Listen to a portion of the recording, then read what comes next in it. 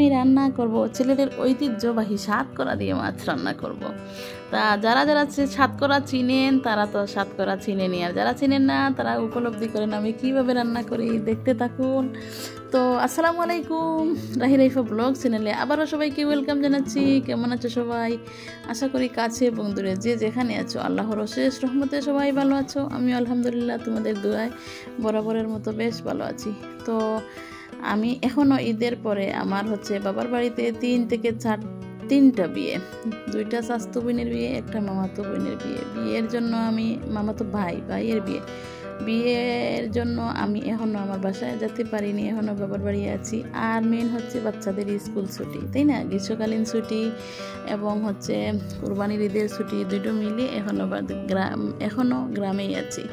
তো আমার বাবার বাড়িটার সবুজ ফলে ফলে ভরা গাছগুলো তোমাদেরকে দেখানোর চেষ্টা করতেছি। দেখো কি সুন্দর সুন্দর নারিকেল গাছে নারিকেল ধরে আছে, কাঁঠাল গাছে কাঁঠাল ধরে আছে, ওগুলো কত সুন্দর কাঁঠাল গাছে কাঁঠাল ধরে আছে, তাই না? দেখো, কিন্তু এই ভিডিওটা যখন করছিলাম তখন একটু রোদ ছিল, রোদের কারণে একটু কত সুন্দর কাঁঠাল গাছ পড়ে আছে, কাঁঠাল গাছ জঙ্গলে জঙ্গলে। কিন্তু কি এত বেশি গরম ছিল, গরমের মধ্যে কাঁঠালগুলো খাওয়া কষ্ট হয়ে গেছিল, অনেক কাঁঠাল নষ্ট হয়েছে, কিন্তু কিছু করার নাই, অনেক কাঁঠাল। দেখো প্রতিটা গাছে কাঁঠাল আছে, কিন্তু এত গরম। আবার কুরবানি করা হয়েছে, কুরবানি গরুর মাংস, সব মিলিয়ে তো চলবে না, সেজন্য কাঁঠালগুলো অনেক নষ্ট হয়েছে। কি আর করার, কিছু করার নাই। আর এদিকে গাছে থেকে কচুরলতি তুলে এনে কচুরলতি পরিষ্কার করলাম, কাঁঠাল বিচি দিয়ে কচুরলতি রান্না হবে। আর বাজার থেকে মাছ নিয়ে আসছে, মাছ আনছে পুঁটি মাছ এবং ট্যাংরা মাছ। এই মাছগুলো এখন কেটে নেব। তো মাছ গরমের দিনের কারণে পুঁটি মাছগুলো নষ্ট হয়ে গেছিল, ট্যাংরা মাছগুলো ভালো ছিল, কিন্তু পুঁটি মাছগুলো নষ্ট হয়ে গেছিলো, একদম নষ্ট হয়ে গেছিলো। অতিরিক্ত গরম, বাজার থেকে পলির মধ্যে করে নিয়ে আনতে আনতে দেখা গেছে মাছগুলো নষ্ট হয়ে গেছে।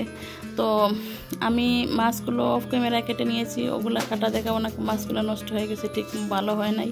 অনেক মাছ আনছিল, কিন্তু কাটতে কাটতে মাছ একদম অল্প হয়ে গেছিলো, কারণ মাছ নষ্ট হয়ে গেছিলো পচে, অতিরিক্ত গরমের কারণে। আর এই যে সাতকরা আমি কেটে নিয়েছি, দেখো কাটাটা কেমন। এই যে এটা আস্ত ফল নাকি জানি না, কিন্তু এত বেশি গ্রান। আর সিলেটে যারা বসবাস করে তাদের জন্য একটু প্রাণপ্রিয় একটা জিনিস, কারণ মাছ দিয়ে রান্না করা যায়, গরুর মাংসের মধ্যে দেওয়া যায়, কচুরলতি রান্না করলে দেওয়া যায়। আমি এইভাবে ছোটো ছোটো টুকরা করে কেটে নিয়েছি। এরকমই কাটতে হবে যদিও মাছ দিয়ে রান্না করা হয় তখন। আর এই যে এগুলো কই মাছ, আমার ছোটো ভাইয়ের বউ ওগুলো কেটে মাছগুলো বেজে রেখে দিয়েছে। মাছগুলো একটু ভেঙে ভেঙে গেছে, তারপরে অনেক ভালো রয়েছে মাছ, অনেক ভালো আছে, অনেক ভেঙে গেছে এরকম। তো ওগুলো দিয়ে আমি এখন সাতকরা ঝোল করব। তো তোমরা দেখতে থাকো আমি কিভাবে করি।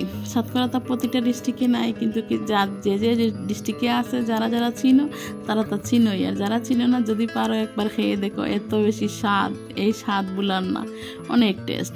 আমাদের সিলেটে খুব প্রিয় একটা খাবার। তো আমি তো কাঠের চুলায় রান্না করব, কারণ আমি গ্রামে, তাই না? তো আমি এখানে মশলা দিয়েছি, কড়াইয়ের মধ্যে তেল দিয়ে পেঁয়াজ বাটা, রসুন বাটা, আদা বাটা, 3টাই দিয়ে আমি কষিয়ে নিচ্ছি।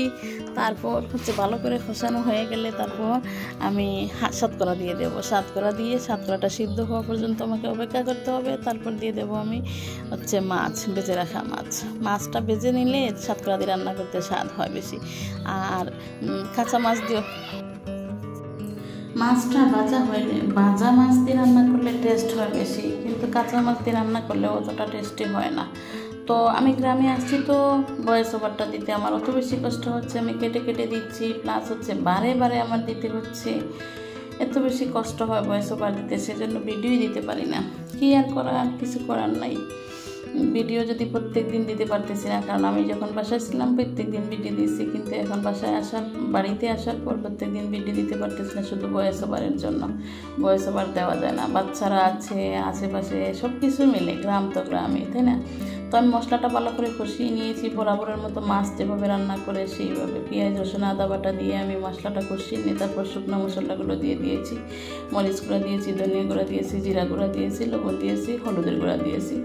এইসব মিলে আমি ভালো করে মশলাটা যখন মশলাটা যখন ভালো করে কষানো হয়ে যাবে তখন শতকরা দিয়ে দেবো। শতকরা দিয়ে ভালো করে নেড়ে চেড়ে মশলার সাথে মিশিয়ে আবার ডাকনা দিয়ে ঢেকে দেবো যাতে শতকরাটা সিদ্ধ হয়ে যায়। তো আমাকে এখন ডাকনা দিয়ে সিদ্ধ হওয়া পর্যন্ত অপেক্ষা করতে হবে।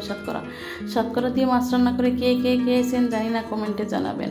আর যদি কখনো খেয়ে না থাকেন চেষ্টা করবেন একটু খাওয়ার জন্য। এত বেশি স্বাদ মিস করবেন না, কারণ হচ্ছে এত বেশি স্বাদ মিস করা যাবে না। কে খেয়েছেন আর হচ্ছে কোন কোন জেলায় আছে জানি না আমি। আমাদের সিলেট জেলায় খুব ঐতিহ্যবাহী, খুব টেস্টি একটা জিনিস, আর সবাই চিনে এবং সবাই খায়।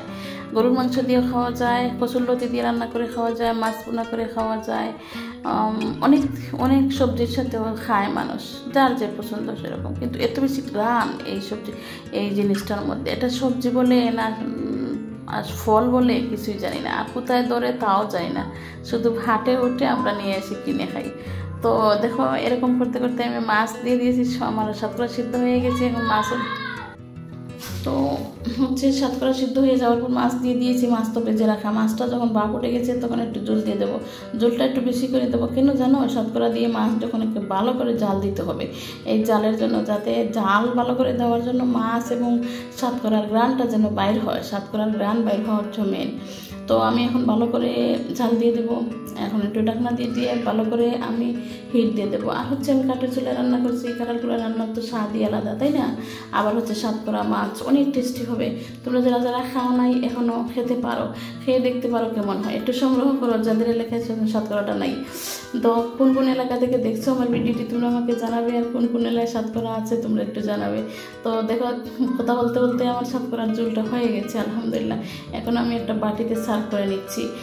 দেখেই তো মনে হচ্ছে অনেক টেস্টি হয়েছে, খেতে তো ইনশাল্লাহ অনেক টেস্টি হবে। আমি খাওয়ার পর বলতেছি তো ইনশাল্লাহ অনেক টেস্টি হয়েছে, শতকরার ঝোলটা। তো যারা আমার ভিডিও দেখে এ পর্যন্ত চলে এসেছো সবাইকে অসংখ্য ধন্যবাদ। আর যারা নতুন আমার ভিডিও দেখতেছো আর এখনও সাবস্ক্রাইব করে নতুন চ্যানেলটিকে সাবস্ক্রাইব করে দিয়ে পাশে থাকতে পারো।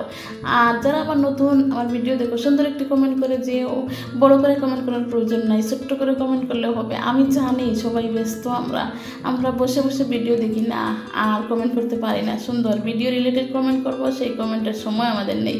কিন্তু পাশে থাকো, পাশে আছি এরকম কমেন্ট না করে সুন্দর যে কোনো একটা কমেন্ট করে চলে যাও।